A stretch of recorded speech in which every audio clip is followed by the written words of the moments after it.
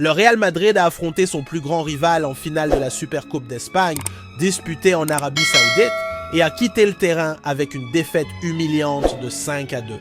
Ce résultat a été un véritable choc pour les supporters et les dirigeants du club, qui s'attendaient à une performance bien supérieure dans le match le plus important de la compétition.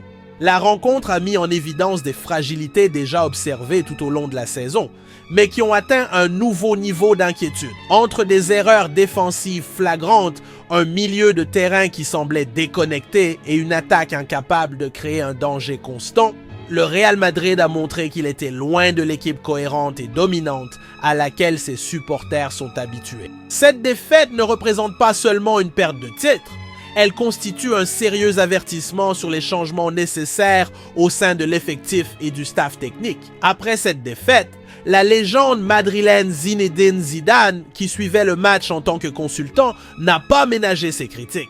Lors d'une interview incisive, il a désigné la plus grande erreur du club cette saison, le changement de système tactique mis en place par Carlo Ancelotti pour intégrer Kylian Mbappé. Selon Zidane, la tentative de transformer la star française en faux numéro 9 a complètement déséquilibré l'équipe. L'attaque, autrefois une machine à marquer, semble désormais perdue sur le terrain avec des joueurs désorientés et sans structure claire.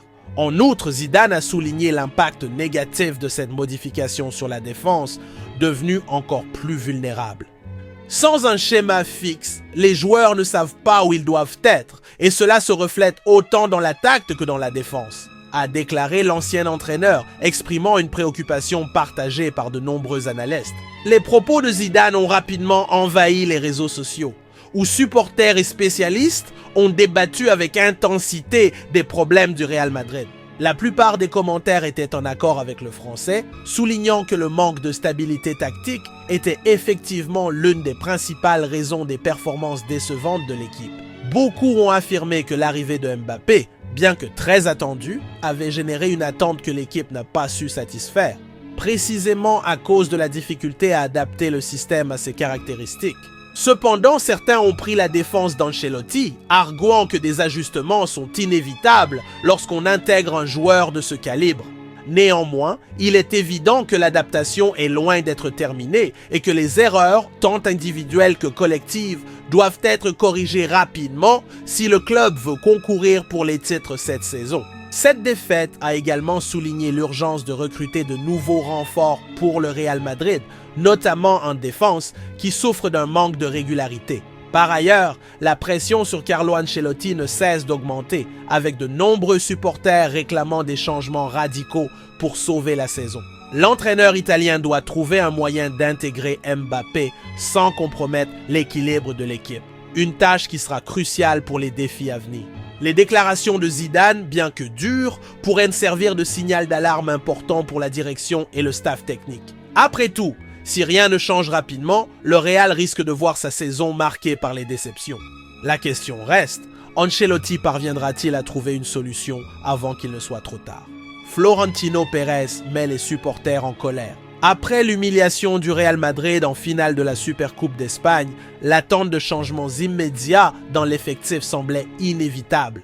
Cependant, lors d'une interview après la défaite, le président Florentino Pérez a surpris tout le monde en déclarant que le club ne procéderait à aucun recrutement durant le mercato de janvier. Selon lui, le Real Madrid maintient une politique stricte de contrôle financier et ne prévoit pas de dépenses pendant cette période, malgré le besoin évident de renforts. Cette déclaration a fait l'effet d'une bombe parmi les supporters, qui espéraient une réaction rapide pour corriger les failles exposées dans l'équipe.